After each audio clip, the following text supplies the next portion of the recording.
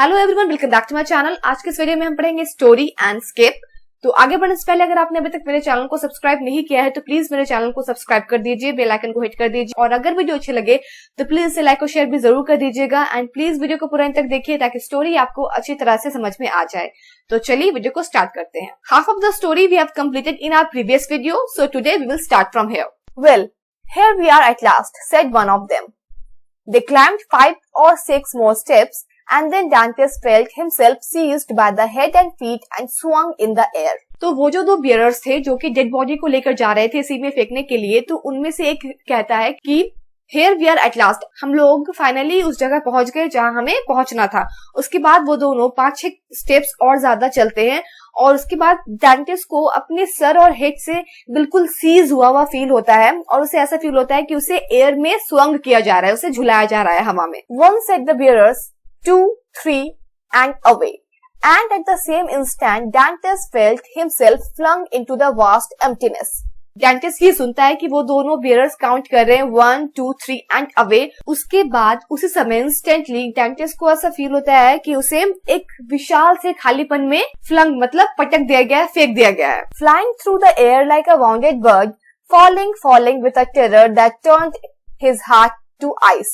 और उसके बाद उसे ऐसा लगता है कि वो एक वाउंडेड बर्ड यानी कि एक जख्मी बर्ड की तरह हवा में फ्लाई कर रहा है और वो एक टेरर में, एक डर में बस नीचे गिरता जा रहा है और उसका डर इतना ज्यादा है, उस डर की वजह से उसका जो हार्ट है, उसका जो दिल है वो बिल्कुल ठंडा पड़ चुका है बर्फ की तरह। The fall seemed to last 100 years and then he hit the icy waters. और जब वो गिर रहा था तो उसे ऐसा लग रहा था कि ये वक्त खत्म ही नहीं होगा, वो 100 सालों तक गिरता ही रहेगा। उसके बाद वो अचानक से क्या होता है, वो एक ठंडे ठंडे पानी से जाकर टकराता है। A terrible cry escaped his lips, but it was lost in the noise of his body hitting the water. जैसे ही उसे समुद्र में फेंका जाता है, जैसे ही वो हिट करता है पानी से, तो उसके लिप्स से एक बहुत ही टेरिबल सी चीख निकलती है, लेकिन उसकी चीख को कोई भी नहीं सुन पाता क्योंकि उसकी बॉडी जब वाटर से टकराती है तो उसका शोर इतना ज्यादा, उसकी आवाज इतनी ज्यादा होती है कि उस आवाज की वजह से उसकी जो चीख निकलती है वो कहीं गुम हो जाती है, उसकी चीख को कोई भी सुन नहीं पाता।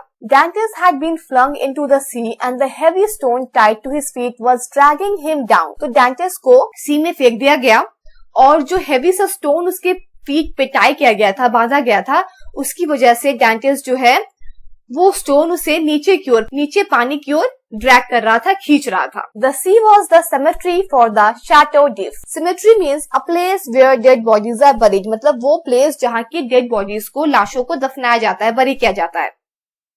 तो वो जो सी था वो शैटो डिफ का क्या था, सिमेट्री था, क्योंकि उस जेल में जो भी कैदी मर जाते थे उसे इस सी में लाके फेंक दिया जाता था, इसलिए ये जो सी था वो शैटो डिफ का एक सिमेट्री था। Dantes was stunned, nearly suffocated by the fall.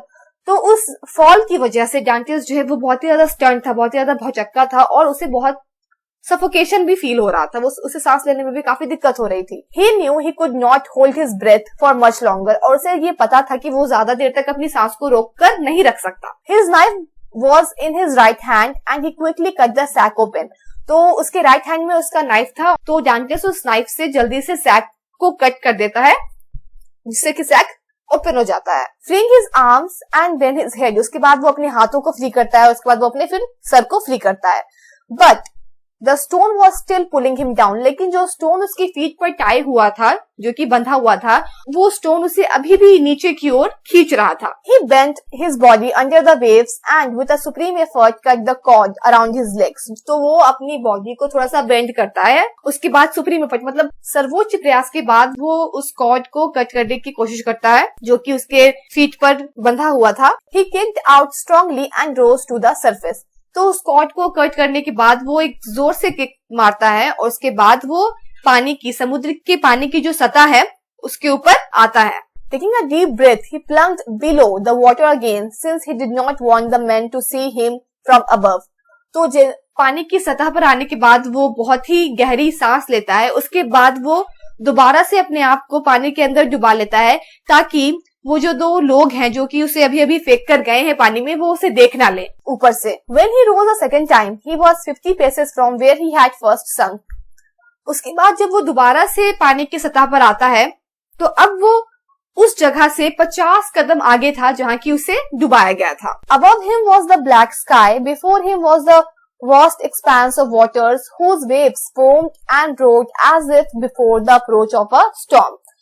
तो जब वो ऊपर देखता है तो वो क्या देखता है कि उसके सर के ऊपर एक काला सा आसमान है, और जब वो आगे देखता है तो वो सिर्फ और सिर्फ पानी ही पानी देखता है उसके सामने, जिसकी लहरों में झाग है और दहाड़ है, और ये देखकर ऐसा लग रहा है कि जैसे कोई तूफान आने वाला है. Behind him, blacker than the sea, blacker than the sky, rose the giant of granite on which the prison stood. और डांटेस के पीछे आसमान और समुद्र से भी ज्यादा काला प्रिजन था, जो कि बहुत ही जायंट, बहुत ही बड़े बड़े ग्रेनाइट से बना हुआ था. It was necessary to strike out to sea away from the Chateau d'If. Strike out means to move in a determined way towards something, मतलब किसी और एक पक्की दिशा में, एक स्थिर दिशा में चलना. तो डांटेस के लिए ये बहुत ही नेसेसरी था कि वो उस शैटो डिफ से दूर जाने के लिए समुद्र की एक निश्चित दिशा में चले. Dantes knew that the nearest uninhabited island was Tiburon. तो डांटेस को ये पता था कि यहाँ से जो सबसे नजदीक आइलैंड है वो है टिबुलन, जहाँ पर कि लोग नहीं रहते हैं. But how could he find his way in the darkness of the night? लेकिन वो रात के अंधेरे में रास्ते का पता कैसे करेगा कि हाँ ये जो रास्ता है समुद्र का ये उस टिबुलन आइलैंड तक जाता है. At that moment, the lighthouse on the island of Planier threw its beam over the sea. तो उसी समय प्लेनियर की आइलैंड पे जो लाइट हाउस था, उस लाइट हाउस की रोशनी समुद्र पे पड़ती है. He said to himself, if I swim, keeping the island of Planier a little to my left, I'll reach Tiburon. डांटेस खुद से कहता है कि अगर मैं प्लेनियर आइलैंड को थोड़ा सा अपने लेफ्ट में लेकर स्विम करता हूँ, अगर मैं टिबुलन आइलैंड तक पहुंच जाऊंगा. But Tiburon was 3 miles away. The sea was rough and a strong wind slowed him down. लेकिन जो टिबुलन आइलैंड था वो वहां से 3 मील दूर था, और जो समुद्र था वो बहुत ज्यादा रफ था और बहुत ही स्ट्रॉन्ग, बहुत ही जोर जोर से हवाएं चल रही थी, जिसकी वजह से डांटेस की जो स्विमिंग थी वो थोड़ी स्लो डाउन हो गई थी, थोड़ी धीमी हो गई थी. When he thought of his incredible escape from the living death of the chateau, his spirits rose and he found the strength to keep on swimming. जब डांटेस अपने इनक्रेडिबल स्केप के बारे में सोचता है और ये सोचता है कि वो कितनी मेहनत करके उस शैटो डिफ से भागा है, तो इससे उसे स्ट्रेंथ मिलती है और वो आगे तैरना शुरू करता है. He swam for an hour, but there was still no island in sight. तो वो लगभग 1 घंटे तक स्विमिंग करता रहता है, तैरता रहता है, लेकिन उसके बावजूद भी उसे कोई आइलैंड नजर नहीं आता. I have swum for more than an hour, if I'm not mistaken. I must be close to Tiburon. तो सोचता है कि अगर मैं गलत नहीं हूँ तो मुझे ऐसा लग रहा है कि मैं 1 घंटे से ज्यादा देर हो चुका है मुझे तैरते तैरते, तो मैं जरूर टिबुलन के नजदीक होऊंगा. But what if I were mistaken? He thought. A shudder passed over him. Shudder means a shaking movement because of fear. मतलब डर की वजह से जो बॉडी में कंपन हो जाती है उसे शडर कहते हैं. तो उसके बाद वो ये भी सोचता है कि कहीं ऐसा तो नहीं है कि मैं गलत हूँ, अगर मैं गलत हुआ तो क्या होगा. तो बस ये सोच के वो कांप जाता है. Suddenly the sky seemed to become still darker and the black clouds seemed to come down upon him. तो अचानक से जब वो ऊपर देखता है तो वो देखता है कि जो आसमान है वो और भी ज्यादा ब्लैक हो गया है, और भी ज्यादा काला हो गया है, और जो ब्लैक क्लाउड्स है वो और ज्यादा नीचे आ गए हैं. At the same time he felt a sharp pain in his knee. और उसे अपने नी में बहुत ही तेज, बहुत ही शार्प पेन फील होता है, दर्द फील होता है. He put out his hand and felt rough rock. जैसे ही वो अपना हाथ रखता है तो उसे रफ रॉक के जैसा कुछ फील होता है. It was the island of Tiburon. और वो क्या था? वो टिबुलन आइलैंड था.